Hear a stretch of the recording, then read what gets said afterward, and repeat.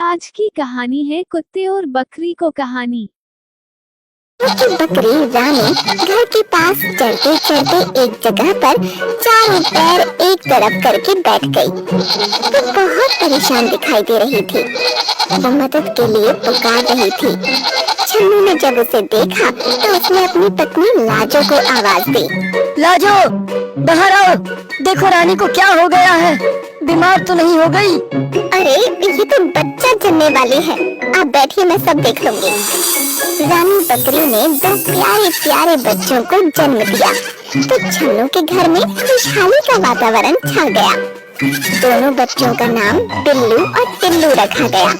छन्नू के कुतिया और उसके दो बच्चे जिनका नाम शेरा और बघेरा था, बकरी के दोनों बच्चों को देखने के लिए आ गए।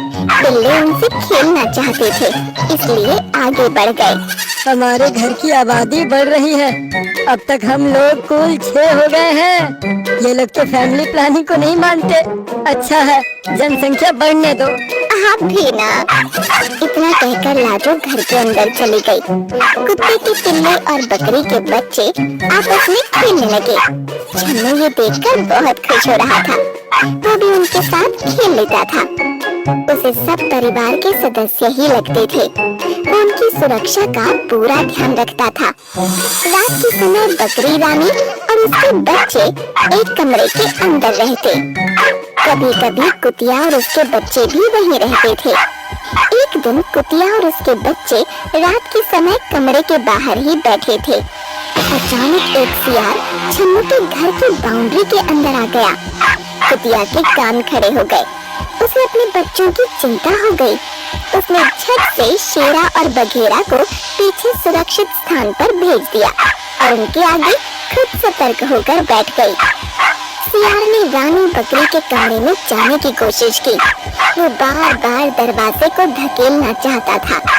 जब दरवाजा नहीं खुला तो वो कुतिया और उसके बच्चों की तरफ मुड़ गया। कुतिया ने पूरी तरह से बच्चों को अपने पीछे सुरक्षा में ढक लिया। सियार आगे बढ़ा तो माँ कुतिया उससे लड़ पड़ी। दोनों में लड़ाई होने लगी। सियार बच्चों की तरफ जाने लगता तो कुतिया उस पर टूट पड़ती।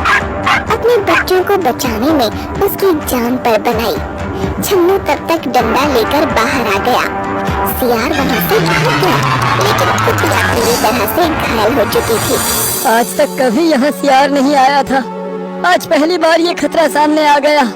यदि मुझे इसका अंदाजा होता तो मैं इन्हें भी कमरे के अंदर ही रखता। मेरी प्यारी कुतिया देखो पूरी तरह से घायल हो गई है।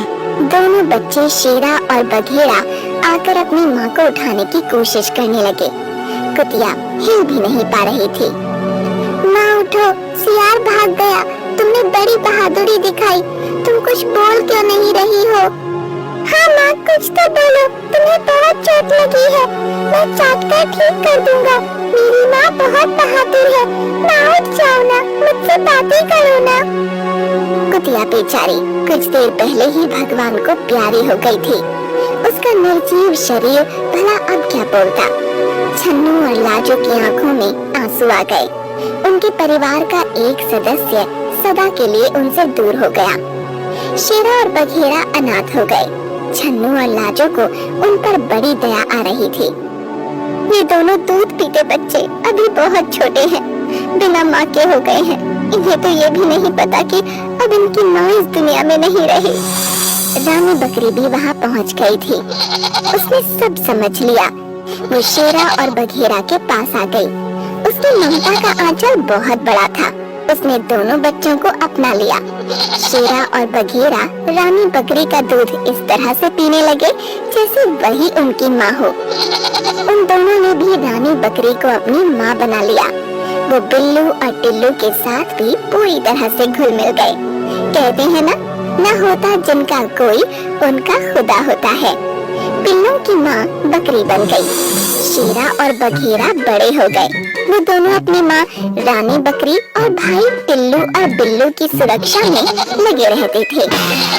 एक शाम सूरज ढलते ही वही सियार फिर से आ गया। कमरे का दरवाजा खुला था। रानी बकरी और बिल्लू टिल्लू वहीं पर थे।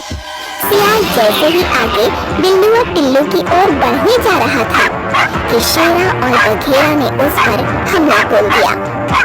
अच्छी कदकाठी के शेरा और बघेरा ने सियार पर जबरदस्त हमला कर दिया। सियार नीचे गिर गया और शेरा बघेरा फिर उस पर टूट पड़े। उन दोनों ने सियार को संभलने का मौका ही नहीं दिया और काट काट कर उसे मौत के घाट उतार दिया। इस तरह से उनके द्वारा रानी बकरी, टिल्लू और बिल्लू की सुरक्षा हो गई और उन्होंने अपनी माँ की मौत का बदला भी ले लिया।